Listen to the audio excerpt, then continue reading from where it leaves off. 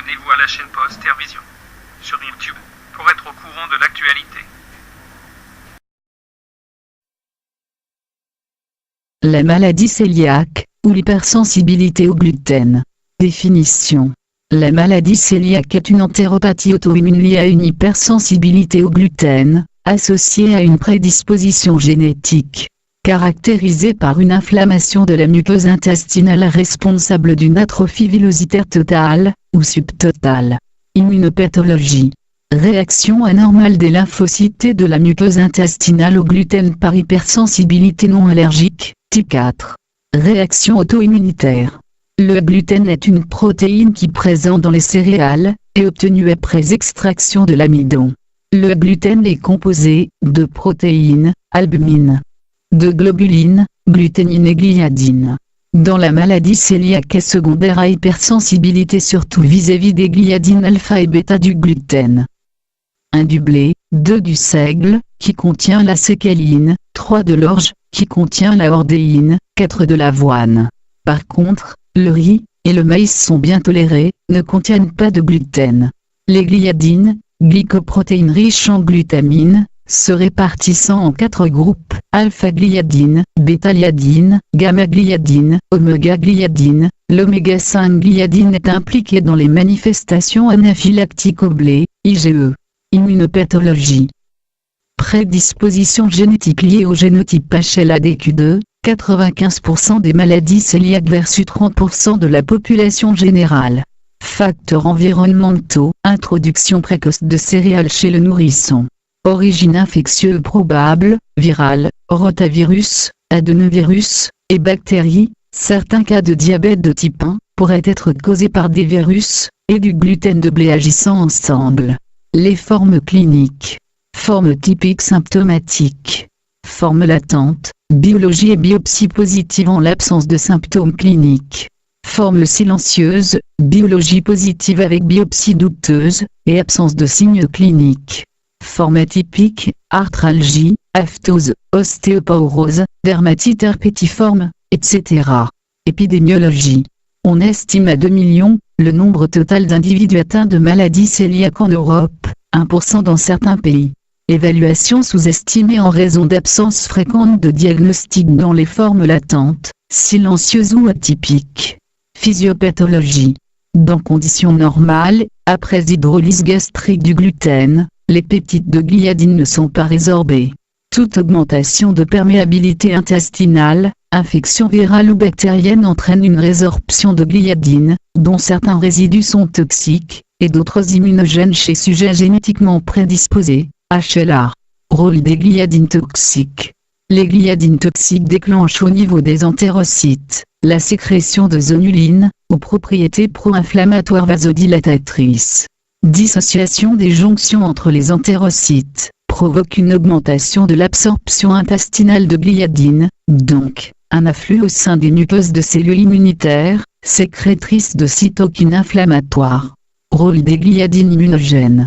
Les cellules B stimulées par l'antigène, prolifèrent et se différencient, plasmocytes sécrètent des IgM spécifiques. Cellules B mémoire. Les cellules T auxiliaires sont généralement requises pour la stimulation des cellules D, et le changement de classe des anticorps. Les lymphocytes T induisent la transformation de lymphocytes B en plasmocytes producteurs d'anticorps GLIA, TTG, gliadine désamidée, DGLIA, et TTG plus DGLIA. Parallèlement, une production accrue d'IL-15 transforme les lymphocytes intraépithéliaux en naturels gliés qui détruisent l'épithélium.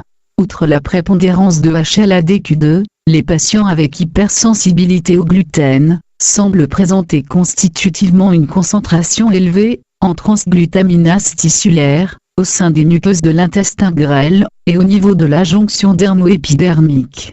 Diagnostic clinique. 1. Diagnostic clinique chez le nourrisson. Diarrhée chronique avec malabsorption et signes de malnutrition. Anorexie quasi constante. Vomissement fréquent. Ralentissement de la croissance pondérale. Apparition des symptômes coïncident avec introduction de céréales dans l'alimentation. 2. Diagnostic clinique chez l'enfant.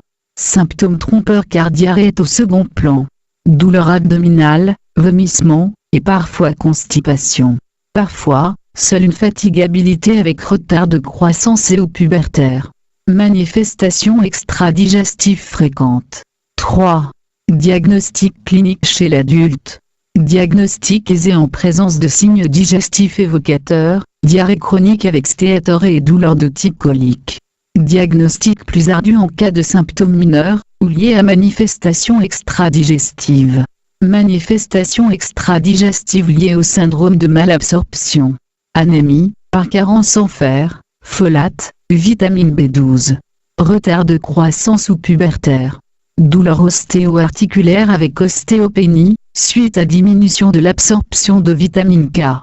Neuropathie périphérique secondaire à une diminution vitamine B12 et B1.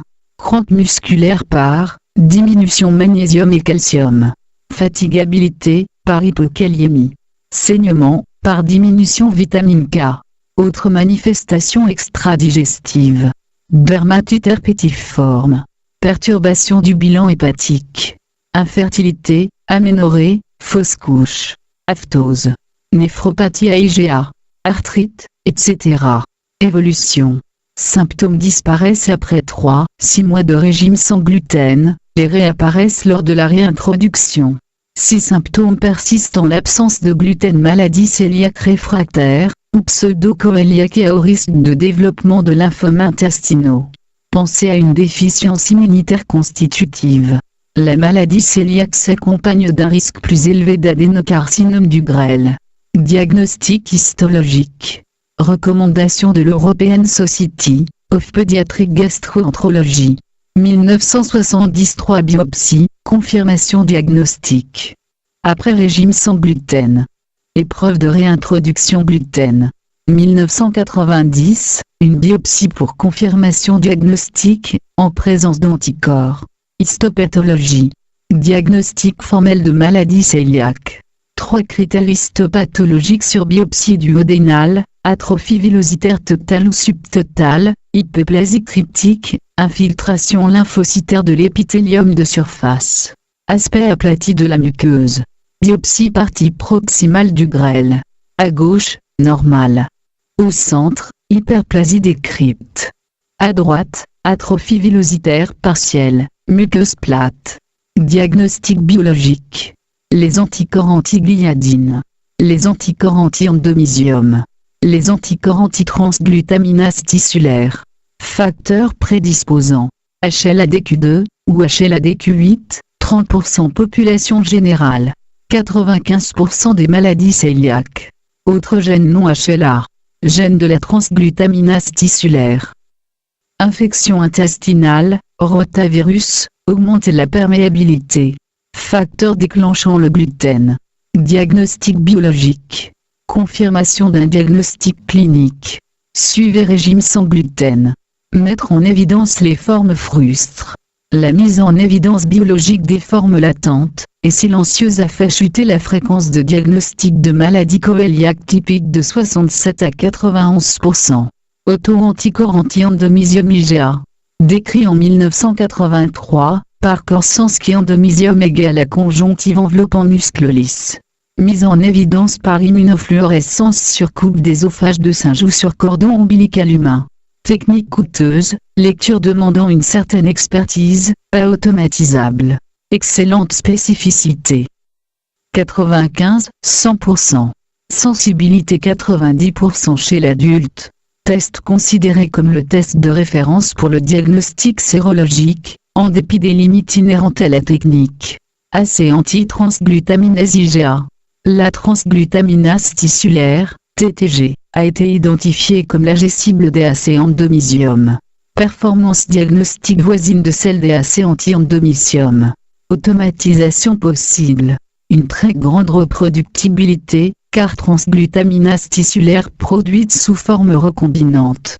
La TG interagit avec la gliadine, structure tridimensionnelle compatible avec les liaisons HLA-DQ2 et DQ8. Déamidation plus augmente l'antigénicité. Facteur crucial dans le mécanisme de toxicité. IgG anti-TTG. Ce tableau montre la sensibilité et la spécificité des anticorps. Anticorps anti-gliadine. Spécificité faible, positif PCE, atteinte hépatique, intéressant dans suivi des régimes sans gluten ou diagnostic chez les jeunes enfants, car plus précoce que les AC antitransglutaminase. AC antigliadine déamidée. IgG antigliadine déamidée. Utilisation comme substrat d'une gliadine déamidée, dont l'affinité pour les molécules de HLA-DQ2 et DQ8 est augmentée. Le dosage des IgG antigliadine déamidée présente une sensibilité et spécificité supérieure à celle des IgA antigliadine, et équivalente à celle des IgA antitransglutaminase. AC antigliadine déamidée. Maladie cœliaque et déficience en IgA. L'incidence de la déficience en IgA est d'un 700, 2/3 des cas asymptomatiques. Déficience physiologique chez enfants de 2 ans. Incidence 10 fois plus élevée de maladie cœliaque en cas de déficience en IgA. 3,5% des adultes avec maladie cœliaque ont une déficience sélective en IgA. La déficience en IgA n'augmente pas le risque de maladie atopique à IgE.